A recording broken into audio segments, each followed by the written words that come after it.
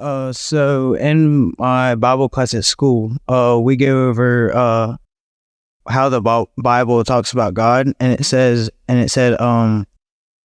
the Bible doesn't, it doesn't say that God exists. It like presumes that God exists. Like, what do you think about that?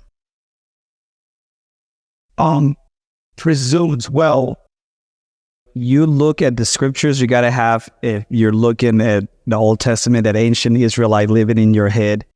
And in ancient at times, it is ancient cultures, even though it, even like today in places like Africa, in other places where they don't deny the supernatural, that's a very, very modern phenomena, right after the Enlightenment, that we started to question things like the supernatural.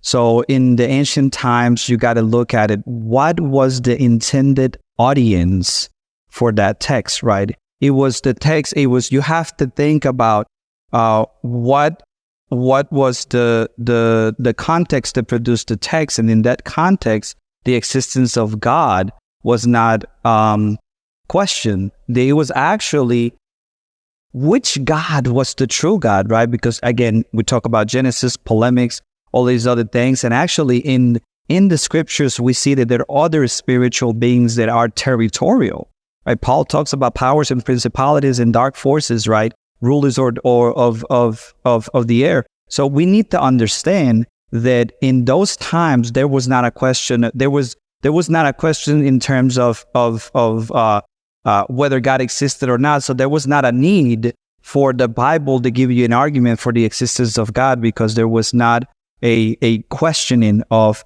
the supernatural. So I wouldn't say that you can look at the scriptures, and actually even Romans in the beginning of Romans, it tells you that you can come to the conclusion that there is a God by looking at what He's made. So you can reason from effect to cause.